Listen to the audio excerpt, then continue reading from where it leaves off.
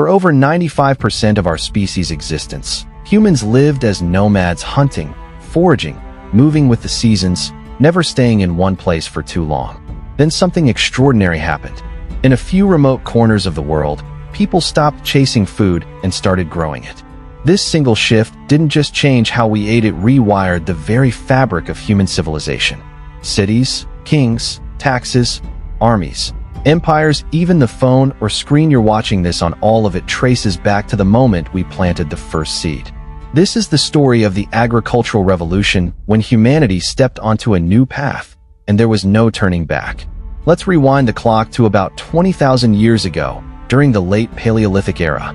Humans lived in small bands, maybe 20 to 50 people per group. Life was mobile and relatively equal. There were no kings, no rich or poor. Resources were shared, and survival meant working with nature, not controlling it. We hunted game, gathered berries, dug up roots, and fished the rivers. We moved in sync with the rhythm of the seasons. We crafted stone tools, painted cave walls with mysterious symbols, and told stories around the fire under star-filled skies. And we thrived, resilient, adaptive, deeply connected to the world around us. Then, around 11,700 years ago, the last ice age ended. The Earth's climate stabilized, glaciers retreated, and global temperatures rose. What followed wasn't just a warming planet, it was an invitation to transformation. The earliest signs of farming emerged in what's known as the Fertile Crescent, an arc of rich land stretching from modern-day Iraq through Syria, Turkey, Israel, and Iran. Around 10,000 BCE, humans here began selectively planting wild grains like wheat and barley. They learned how to irrigate the soil, store seeds, and protect their crops from animals and drought. At the same time, they began to domesticate animals, starting with sheep and goats, followed later by cattle and pigs. These weren't just sources of meat, but milk, hides, dung for fuel, and eventually labor. From this revolution came the first permanent settlements. One of the oldest was Jericho, established around 9000 BCE, with walls and a tower suggesting not only farming, but social organization and defense.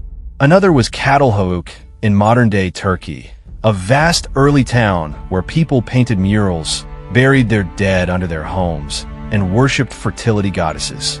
But the Fertile Crescent was just one chapter in a much larger story. In China, along the Yellow and Yangtze rivers, people domesticated millet and rice around 7000 BCE. In Mesoamerica, maize, what we now call corn, emerged by 5000 BCE alongside beans, squash, and chili peppers. In Africa, yams, millet, and sorghum became staples. In the Andes and Amazon basin, people cultivated potatoes, cassava, and quinoa.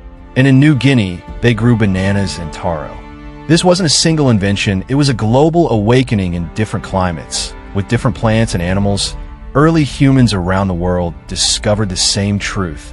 If you plant food and wait, it grows. But the big question remains, why do we do it? Farming is harder than foraging. It demands more labor.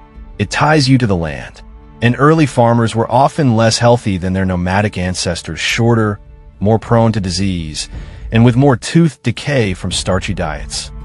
So why give up the freedom of the hunt? One idea is climate change. After the Ice Age, rainfall patterns shifted and wild grain fields flourished in new regions. People began harvesting and storing grain, and eventually planting it. Another is population pressure. As human groups grew, food became harder to find. Farming offered a way to sustain larger communities. Then there's the cultural shift theory. Some hunter-gatherers began settling seasonally, staying longer in fertile spots. Over time, they observed which seeds grew best and began experimenting. Farming didn't happen overnight.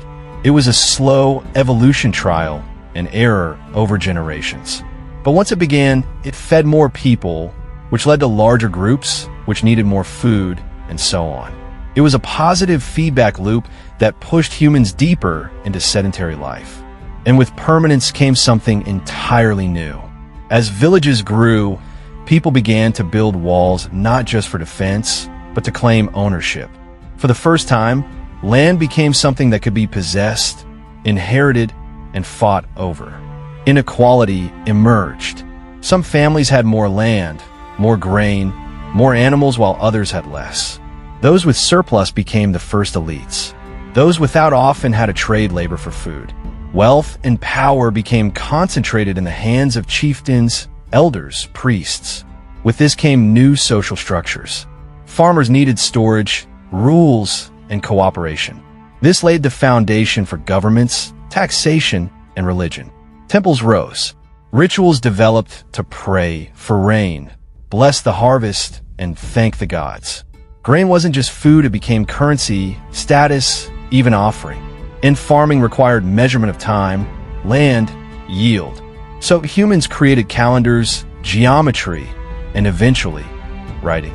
In Mesopotamia, scribes began recording grain inventories in cuneiform on clay tablets around 3200 BCE. In Egypt, papyrus scrolls tallied taxes and crop cycles along the Nile. Farming didn't just feed people, it reshaped their minds, their rituals, and their entire worldviews. But the revolution had its costs. Early agricultural communities suffered more from disease due to close living quarters, poor sanitation, and contaminated water. Monoculture, the reliance on a few crops, made societies vulnerable to famine. A bad harvest meant starvation. Women, who once played equal roles in foraging societies, saw their status diminish. Agricultural life, with plowing and animal labor, often assigned power to men. And as land became more valuable, inheritance and male lineage became central to many cultures. Conflict, too, intensified. Territory meant survival. So villages fortified, warriors organized, and wars erupted over land, water, and grain. The agricultural revolution brought abundance, but also scarcity, hierarchy, and violence. Yet it also sparked innovation on a scale never seen before. To protect fields from drought, farmers built canals and irrigation systems. To handle flooding, they designed levees and reservoirs. To fertilize crops, they composted with animal dung and ash. They domesticated donkeys, oxen, and horses to pull plows and carry goods. They bred animals selectively to improve traits: stronger oxen, milkier cows, faster horses. Tools advanced from stone sickles to bronze scythes, and later, iron plows. Pottery helped store grains. Looms wove flax and wool into textiles. Trade routes blossomed, spreading obsidian, copper, salt, spices, and new ideas. Every step of farming's evolution added to a vast, interconnected web of human knowledge passed from generation to generation, village to village, continent to continent. By around 3000 BCE, the agricultural revolution had done something unimaginable. It gave rise to civilizations. In Mesopotamia, the Sumerians built city-states like Uruk and Ur, governed by priest-kings and guarded by towering ziggurats. In Egypt, the Nile's predictable flooding made farming so efficient that pharaohs built pyramids with the labor of thousands. In the Indus Valley, cities like Mohenjo-daro had granaries, drainage systems, and standardized weights, an early form of urban planning. In China, the Longshan and later Shan cultures thrived on millet and rice cultivation, backed by powerful dynasties and bronze tools. And in the Americas, the Olmec, Maya, and later the Inca would build empires rooted in maize and potatoes, carving terraces into mountains and building cities like Machu Picchu. The agricultural revolution didn't just feed more people. It gave us the building blocks of everything we now consider civilization. Cities, writing, science, religion, government, war, wealth, and its legacy shapes our lives today. Even now, the foods we grow, the land we fight over, the cities we live in all echo decisions made thousands of years ago. But there's a deeper question beneath all of this. 12,000 years ago, we made a choice to stop adapting to nature and start reshaping it. But in doing so, we also made ourselves dependent on it more than ever before. Farming brought us power, but it also brought vulnerability. It brought abundance, but also imbalance. It gave us civilization, but at a cost. So we must ask, when we try to control nature, do we become its master or its servant. Thanks for watching. Don't forget to like, subscribe, and share with fellow history lovers.